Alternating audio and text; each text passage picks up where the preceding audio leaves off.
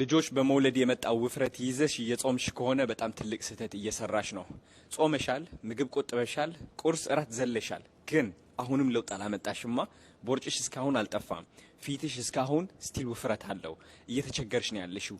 ድካም ብቻ ነው ያተረፍሽው፣ ጭንቀት ብቻ ነው ያተረፍሽው። ጸጉርሽ ሜቢ እየተነቃቀለ ሊሆን ይችላል፣ ቆዳሽ ደግሞ እያረጀ ሊሆን ይችላል።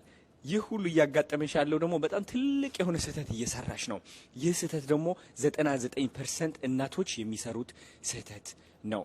ያንቺ የውፍረት ምንጭ ተፈጥሮ ነው። ተፈጥሮ ስልሽ ልጆች ከወለድሽ በኋላ ሆርሞኖች በጣም ነው የተዛባው። ገባሽ? ስፔሻሊ የጭንቀት ሆርሞኖች ማለት ነው። እነዚህ ሆርሞኖች ሲዛቡ ሰውነት በቀላሉ ትጨምሪያለሽ። ምክንያቱም ሰውነትሽ ምንድነው የሚሆነው? ስብ ወደ መቋጠር ይገባል ማለት ነው። የበላሽው ምግብ እንዳለ ወደ ስብ ይቀየራል። ምግብ የመፍጨት አቅምሽ በጣም ይዳከማል። ምክንያቱም ሰውነትሽ አደጋ ላይ እንዳለ ነው የሚያስበው። ስለዚህ በተቻለው አቅም ማለት ነው ያለሽ ስብ ሊያስቀምጥልሽ ይፈልጋል። ይህ ደግሞ ስትወልጂ የሚያጋጥምሽ ነገር ነው። በተፈጥሮ ስልቹ ስለሆንሽ አይደለም። አንቺ ደግሞ መፍትሄ ለማምጣት እየሞከርሽ ነው። ኢንተርሚቴንት ፋስቲንግ እየጀመርሽ ነው። ምግብ ለመጾም እየሞከርሽ ነው። አልተሳካልሽም። ስለዚህ አላማችን መሆን ያለበት ምንድነው? ሆርሞንሽን ማስተካከል። ብዙ ሴቶች ክላይንቶቼ ማለት ነው ወደ እኔ ሲመጡ ምንድነው ማግዛቸው?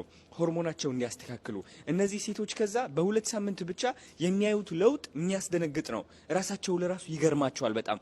የሚያመጡት ለውጥ ደግሞ ዘላለማዊ ይሆናል። አሁን አንቺ ለወር ጾመሽ ወይም ምግብሽን ቀንሰሽ ሰውነት ልትቀንሽ ትችላለሽ፣ ግን ታውቂያታለሽ ከሁለት ወር በኋላ ማለት ነው ተመልሰሽ ወደ ነበርሽበት ውፍረት ትዘፈቂያለሽ። እንደውም የበለጠ በጭንቀት በራስን በመጥላት በመዳከም ማለት ነው። ስለዚህ ይብቃሽ፣ ይህ ህይወት ይብቃሽና አሁኑኑ ሆርሞንሽን ማስተካከል ጀምሪ።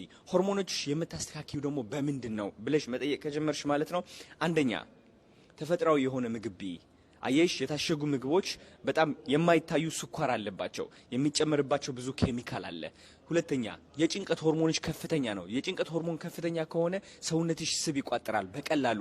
ስብ ለማቃጠል ደግሞ በጣም ከባድ ይሆናል። ገባሽ? የጭንቀት ሆርሞኖች የምትቀንሺው ደግሞ ማለት ነው ወጥተሽ ወክ በማድረግ ነው፣ ሜዲቴት በማድረግ ነው። አይንሽን ጨፍነሽ ትንፋሽ ወደ ውስጥ ወደ ውጭ በመሳብ እርጋታ ያለው ትንፋሽ ማለት ነው። ገባሽ? በመጸለይ ነው።